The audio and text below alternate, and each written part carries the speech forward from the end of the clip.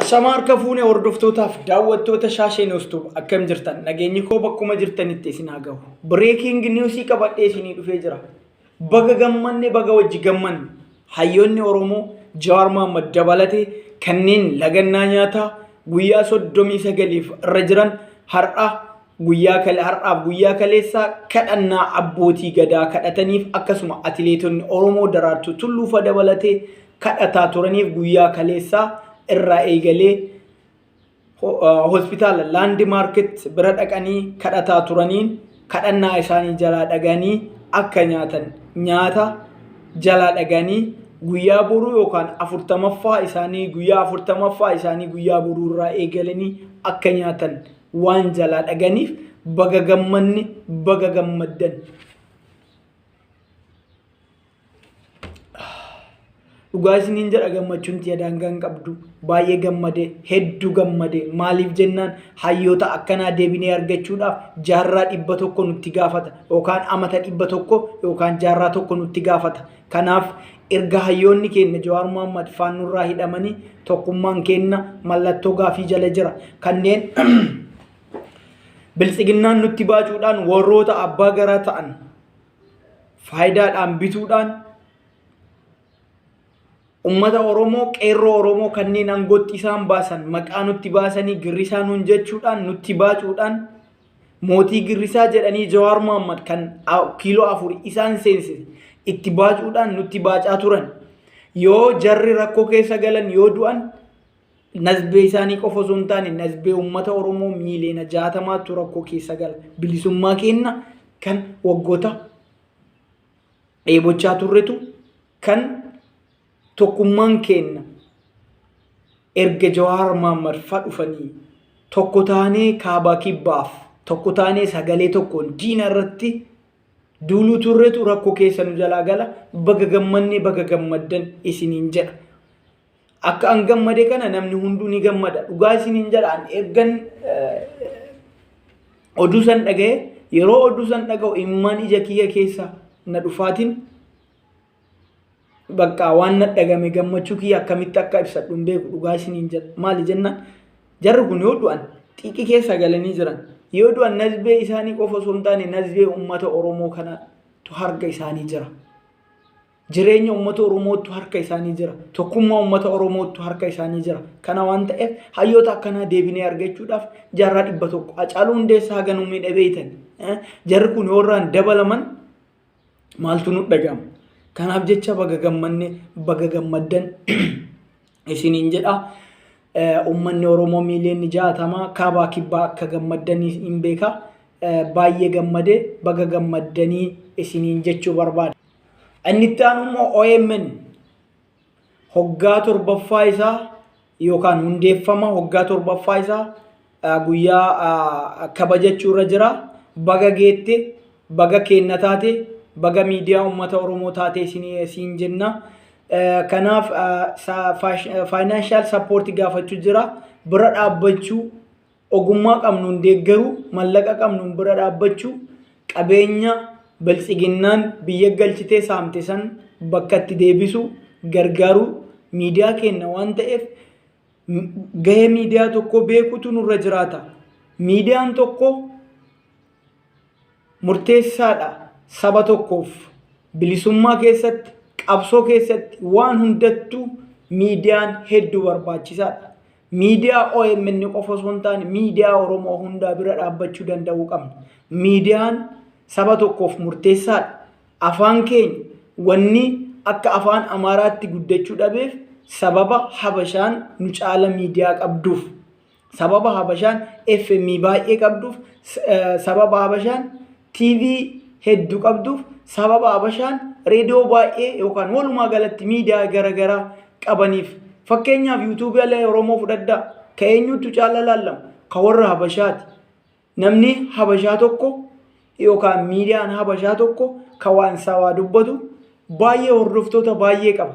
Kanaaf jecha nutis miidiyaa keenya kamuu haa ta'u YouTube isaa ta'u televiziyoonii kamuu haa ta'u OMN miti hunda isaa deeggaruu waan inni barbaadu godhuu fi dandeenyu guddisu yoo mallaqa qabaanne mallaqaan bira dhaabbachuu an dhugaa isiniin jedha osoon qabaadhe osoon haftaam wayii ta'e osoo sirriitti haftaam ta'e qabeenya OMN kan biltsiginnaan jalaa saamte san ofii kiyyaa bakka buusuu barbaada. Maali jennaan miidiyaan kun miidiyaa uummata Oromooti. Miidiyaa dhugaa keenya dubbatu, miidiyaa haqa keenya nu barbaadu, miidiyaa waan hundaanuu gara uummata Oromoo dabu, uummata Oromoo bira dhaabbatu waan ta'eef nuti miidiyaa akkasii tokko hin qabnu. Miidiyaan akka OMN nu bira dhaabbatu.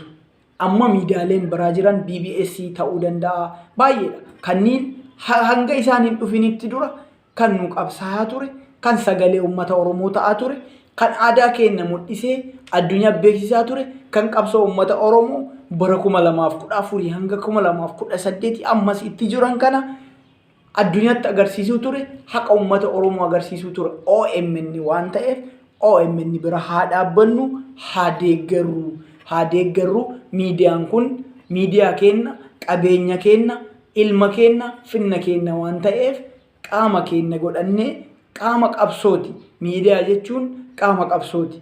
Qabsoon miidiyaa malee gitan geettu.